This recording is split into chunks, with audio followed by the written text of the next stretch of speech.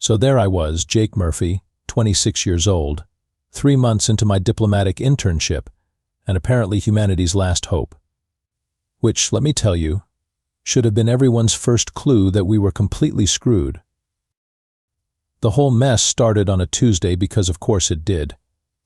The Galactic hegemony had just sent Earth an ultimatum that basically boiled down to surrender now or become space dust, and our entire diplomatic corps had somehow managed to be either sick, on vacation, or conveniently absent. All except me, the guy who got this job because I had a communications degree and my dad knew someone who knew someone.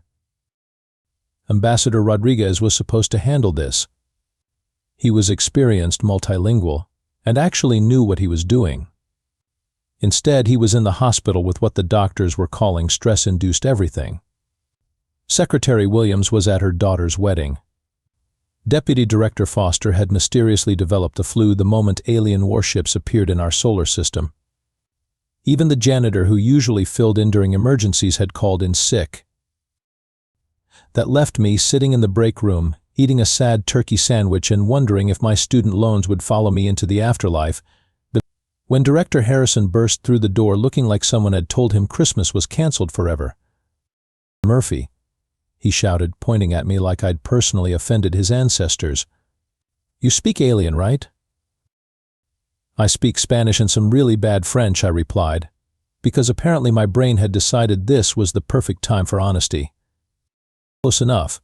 The Zephyrian Empire wants to negotiate humanity's surrender terms, and they want a representative on their flagship in 6 hours. Congratulations, you're now our senior diplomatic envoy."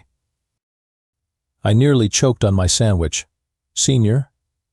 I'm literally the most junior person in this entire building. I think the vending machine has more diplomatic experience than I do." "The vending machine isn't available," Harrison said with the kind of desperation that suggested he'd actually considered it. "Look, Murphy, I'll be straight with you. This is basically a formality. They've conquered half the galaxy. We're going to surrender, they're going to tell us the terms, and hopefully they'll let us keep our Netflix subscriptions." 20 minutes later, NASA. I was standing in the shuttle bay with a briefcase full of Earth's surrendered documents and a crash course in galactic diplomacy for absolute beginners that someone had hastily printed from Wikipedia. The send-off committee consisted of Harrison, 2 security guards who looked like they'd rather be anywhere else, and my mom, who'd somehow heard about this and showed up with a packed lunch.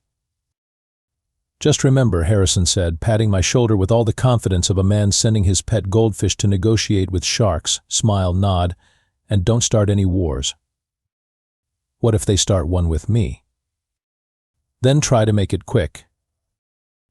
The Zephyrian flagship looked like someone had crossed a Gothic cathedral with a military base and then painted the whole thing black because they had commitment issues. As my shuttle approached the docking bay, I could see dozens of smaller ships buzzing around like angry metal wasps, each one probably capable of turning Earth into a very pretty asteroid field. The docking procedure involved more ceremonial horn blowing than seemed strictly necessary, and I was met by what I can only describe as the galaxy's most intimidating, welcoming committee. They were tall, blue-skinned, and wearing enough armor to stop a meteor, with expressions that suggested they'd rather be disintegrating things than playing escort service. "Human diplomat," one of them announced in a voice like grinding gears, "You will follow." So I followed, trying very hard not to look like someone who'd learned everything he knew about diplomacy from watching Star Trek reruns. The corridors were impossibly vast, filled with alien soldiers who stared at me like I was either a fascinating zoo exhibit or their next meal. The architecture screamed, "We conquered the galaxy and we want you to know it," with towering ceilings, intimidating statues, and enough dramatic lighting to power a small city. Eventually, we reached what was obviously the throne room, though calling it a room was like calling the Grand Canyon a ditch. The space stretched up into shadows, lined with more soldiers than I could count, and at the far end sat the most ridiculous throne I'd ever seen. It was roughly the size of a small building, covered in spikes and glowing bits, and sitting on it was Emperor Vextar the Merciless. The guy was about 8 feet tall, built like a professional wrestler, and wearing a crown that looked like it could double as a weapon. Standing next to him was Chancellor Griselda, who gave off major evil advisor vibes with her elaborate robes and the kind of smile that suggested she enjoyed other people's suffering. So, I said, because apparently my mouth had decided to operate independently of my brain, this is where the magic happens. The entire room went silent. I'm talking about the kind of silence that makes you question every life choice that led you to this moment. Emperor Vextar leaned forward on his intimidating throne, his glowing eyes fixed on me like I was a particularly interesting bug. "Did the human just make a joke?" Chancellor Griselda whispered, sounding genuinely confused. "I think so," I replied, because honesty seemed like the only policy I had left. "Look, I'm going to level with you folks. I'm basically an intern with a fancy title and a really inappropriate sense of humor. Earth sent me here to negotiate our surrender, so maybe we could just skip the dramatic posturing and get to the part where you tell us how badly we're screwed." Vextar stood up, which was somehow even more intimidating than him sitting down. "Human," he said in a voice that could probably shatter glass, "do you mock the sacred traditions of the Zephyrian Empire?"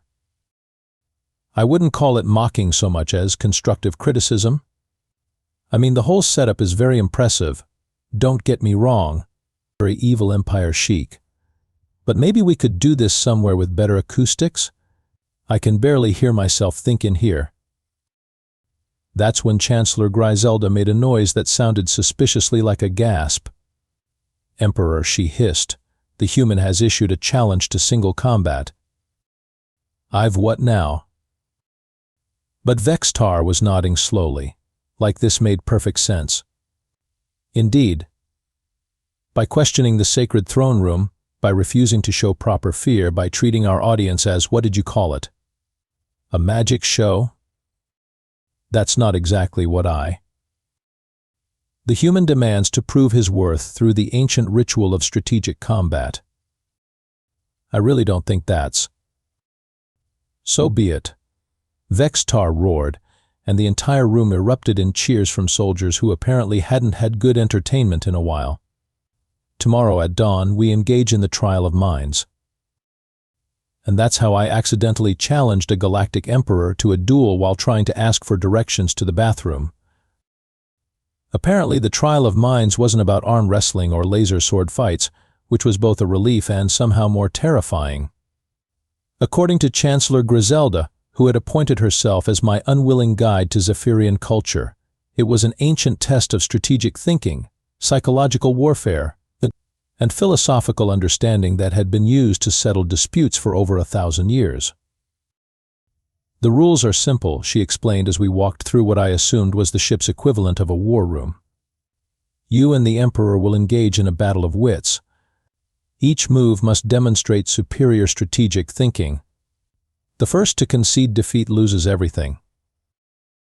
"Define everything," I said, because I'm apparently a glutton for punishment.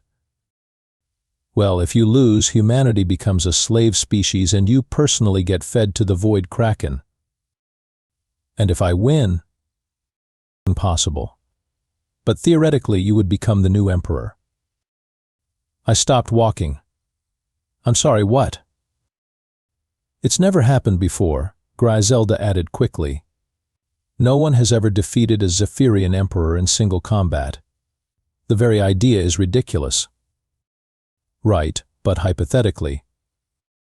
"Hypothetically, the empire would be yours. But really, you should focus on making your death as honorable as possible."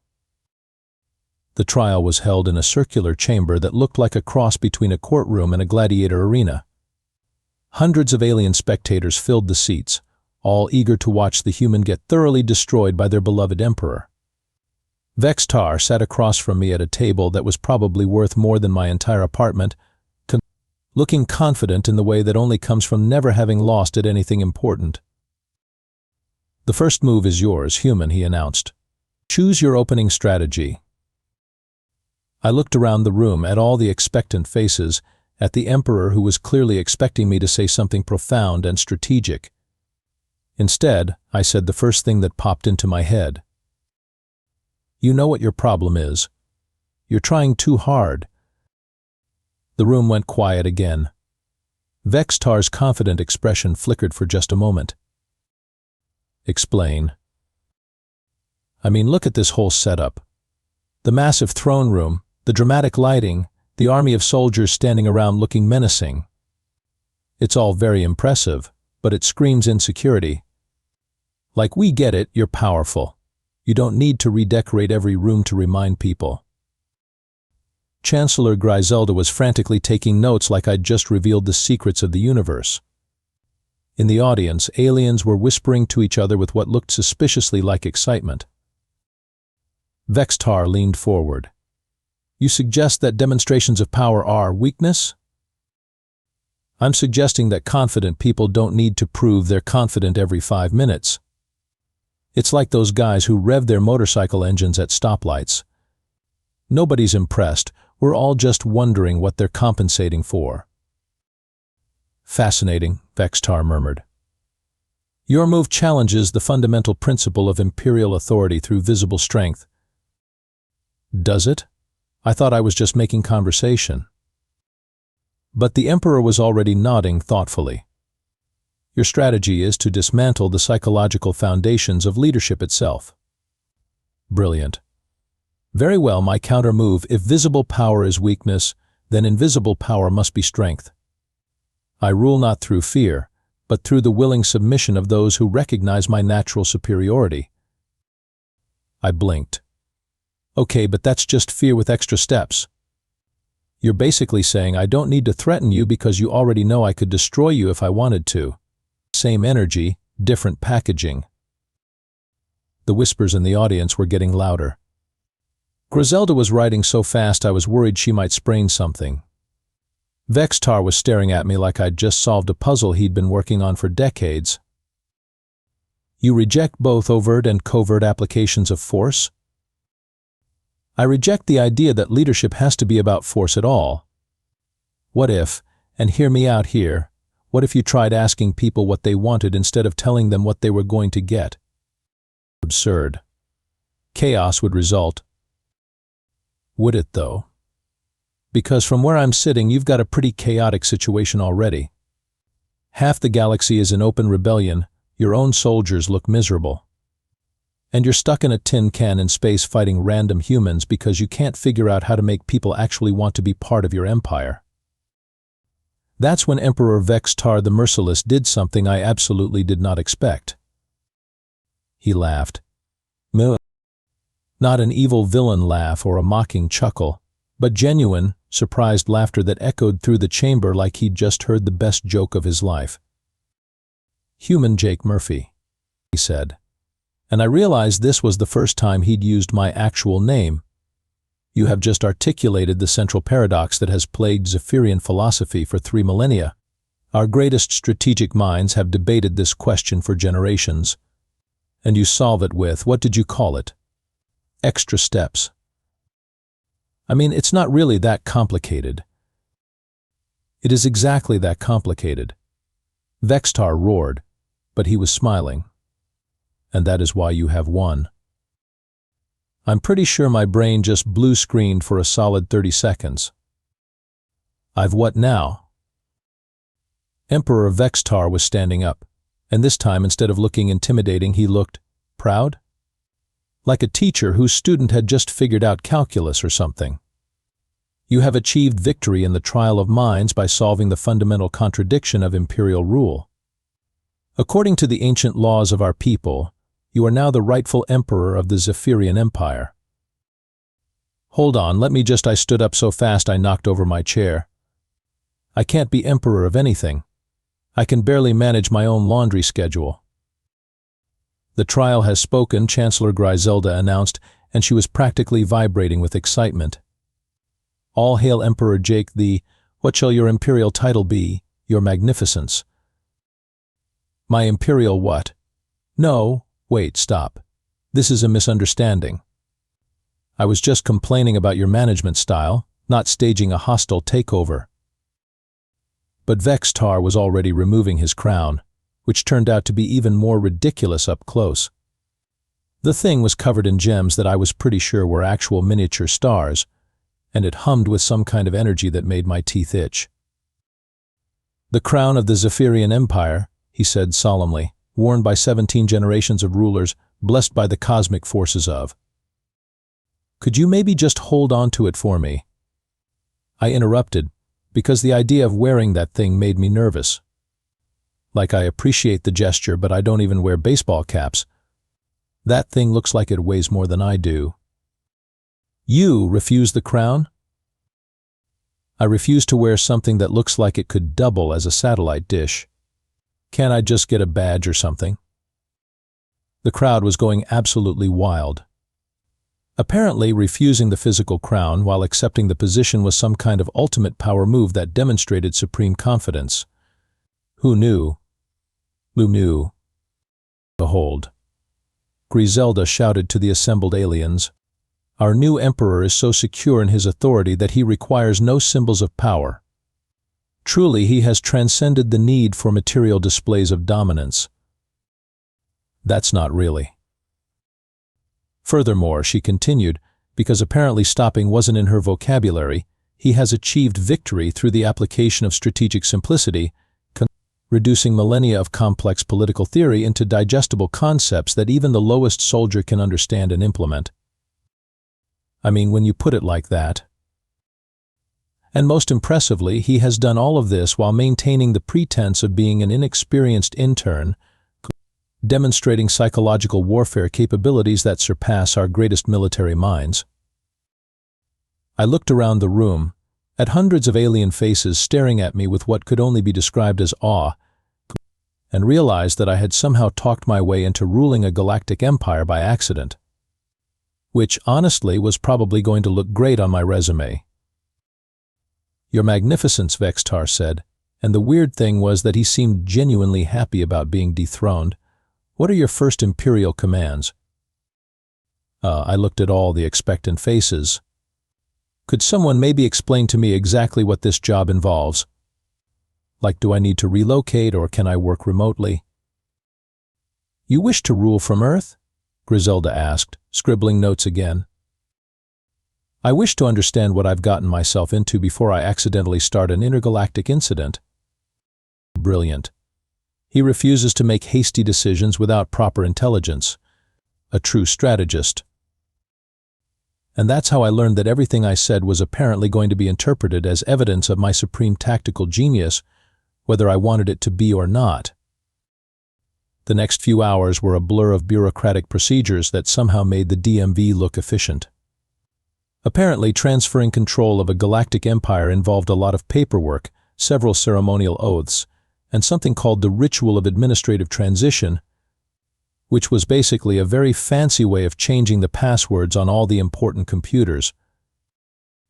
By the time it was over, I was officially Emperor Jake Murphy I, ruler of approximately 47 star systems, commander of the largest military force in known space, and still wearing the same wrinkled shirt I'd put on that morning when my biggest concern was whether the vending machine was going to eat my dollar.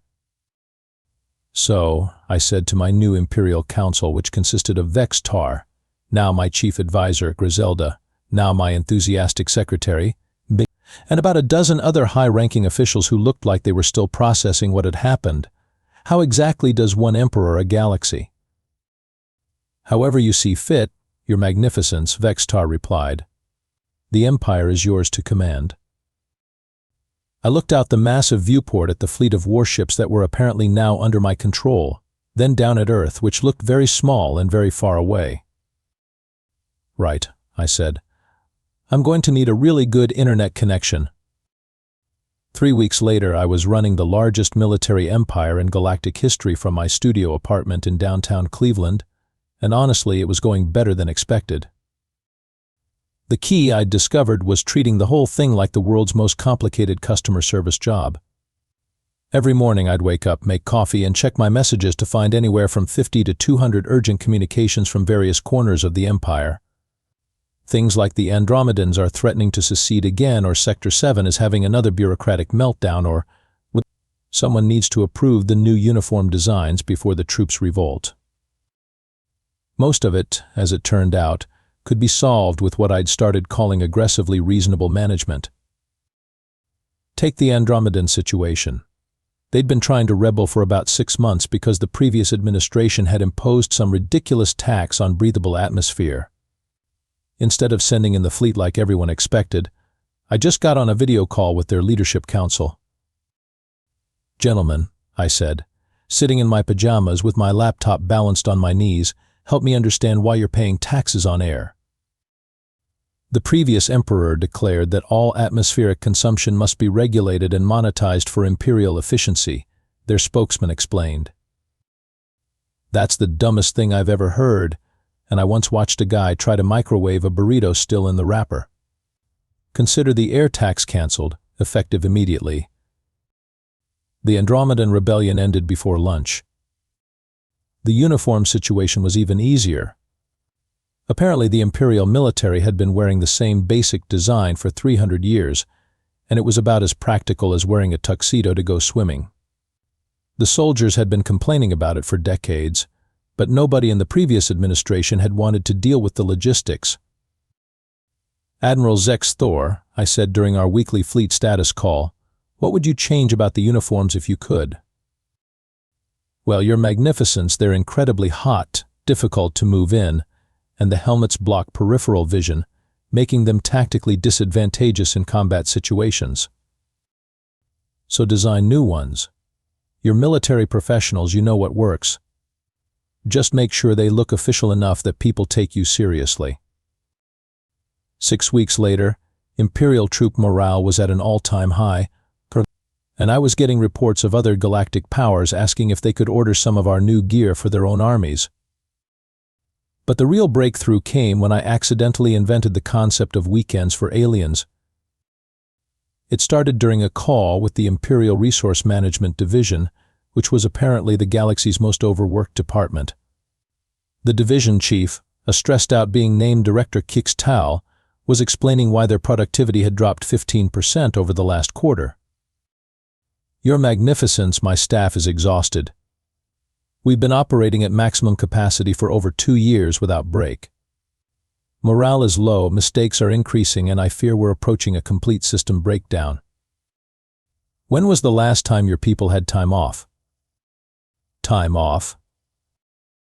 You know, vacation days? Personal time? A chance to not think about work for a while?" The silence on the call was so long I thought my connection had dropped. "Your Magnificence," Director Kix Tal said carefully, "I'm not familiar with this concept." So I explained weekends. The idea that people might work 5 days and then have 2 days to themselves to rest, spend time with family, or pursue personal interests. The concept seemed to blow their minds. But who would manage the empire during these weekend periods? The same people who manage it at night when you're all sleeping. You do sleep, right? Well, yes, but same principle. Work can wait 48 hours. I instituted mandatory weekends empire-wide the next day. Productivity shot up 30% within a month, and I started getting thank you messages from beings across the galaxy who had never realized they were allowed to have hobbies. The best part was that other empires started trying to poach our workers, offering higher wages and better benefits, but nobody wanted to leave because we were the only military organization in the galaxy that offered work-life balance. Emperor Vextar, who had become surprisingly good at being my chief of staff, called it soft power projection through enlightened labor practices. I called it not being a terrible boss. "Your Magnificence," Chancellor Griselda said during one of our daily briefings, "we've received 17 formal surrender requests this week." "From who?" "Who?" "Various minor empires and warlord factions. They're not surrendering because they fear our military might. They're surrendering because they want to work for us." I paused, trying to process this information. "That's really weird, right?" "It's unprecedented," Vextar confirmed. "Most galactic powers achieve expansion through conquest. You appear to be achieving it through aggressive human resources management. Should I be concerned about this?" only if you consider accidentally creating the most stable and prosperous interstellar government in recorded history to be concerning. I looked around my tiny apartment, at the stack of pizza boxes, the laundry I hadn't done in 2 weeks, and the dozen different communication devices that connected me to a galactic empire I was apparently running better than people who had been trained for it their entire lives. "You know what?" I said. "I'm just going to roll with it." 3 months after accidentally becoming the ruler of half the known galaxy, I was sitting in a meeting with the United Nations Security Council, trying to explain why Earth's newest diplomatic achievement was simultaneously the best and weirdest thing that had ever happened to humanity. "Let me get this straight," said Secretary General Martinez, looking at me like I'd just claimed to have invented gravity. "You went up there to surrender on behalf of our entire species, and instead you became the emperor of the people we were supposed to surrender to?" "That's a pretty accurate summary, yeah." "And now you're ruling this empire from your apartment." "Studio apartment," I corrected. "Let's be precise about these things." The Secretary General rubbed his temples. "Mr. Murphy, do you understand the implications of what you've done? Earth is now technically the capital world of a galactic empire. Actually, we're more of a regional headquarters. The actual capital is still the Zephyrian homeworld. I just do most of the day-to-day management remotely because, honestly, their office setup is terrible. No natural light, everything's black and chrome. And the chairs are designed for people with completely different spines than humans have." "This is insane," muttered the Russian representative. "Insanely successful," added the representative from Brazil. "Our economic reports show that interstellar trade has increased by 4,000% since Murphy took over. We're exporting everything from coffee to Netflix subscriptions." "Don't forget the music," I said. "Apparently aliens really love jazz." "Who knew?" The meeting went on for another 2 hours, with various world leaders trying to figure out how to handle the fact that their former intern had accidentally become the most powerful human in history. Eventually, they offered me a promotion to Secretary of Galactic Affairs, which was hilarious because I technically outranked everyone in the room. "Thanks, but I'm good," I told them. "Though if you could maybe update my business cards, that would be great." Which is how I ended up with the most ridiculous business cards in human history. Jake Murphy, accidental emperor, former intern, still confused, available for consulting. The real irony hit me a few days later when I was video calling with Admiral Zex Thor about some minor territorial dispute near the Outer Rim. My mom knocked on my door halfway through the conversation, wanting to know if I wanted leftover meatloaf. "Hold on," I told the Admiral, who commanded more firepower than most star systems. "Mom, I'm in a meeting." "With who, dear?" "The Imperial Fleet." "Oh, that's nice. Don't forget to eat something." After she left, Admiral Zex Thor was quiet for a moment. Then he said, "Your Magnificence, may I ask you something?" "Sure." "How do you do it? How do you manage to be the most effective leader in galactic history while remaining so normal?" I thought about it for a minute, looking around my tiny apartment with its second-hand furniture and the stack of dirty dishes I'd been ignoring for 3 days. "I think maybe that's the point," I said finally. "Everyone else who wanted this job spent their whole lives preparing for it, learning all the traditional ways to rule and conquer and intimidate people. But I never wanted it, so I don't have any of those bad habits. I just treat everyone like people instead of subjects. And I try to solve problems instead of creating new ones." "And that works?" "Apparently. Though I still have no idea what I'm doing most of the time." "Your Magnificence," Admiral Zex Thor said, and I could hear the smile in his voice, "I believe that might be your greatest qualification for the job." The best part of the whole situation was that Earth finally had a seat at the galactic table. And not because we'd proven ourselves through military might or technological superiority, but because one of our most average citizens had accidentally demonstrated that sometimes the best way to lead is to just be decent to people. Of course, there were still problems to solve.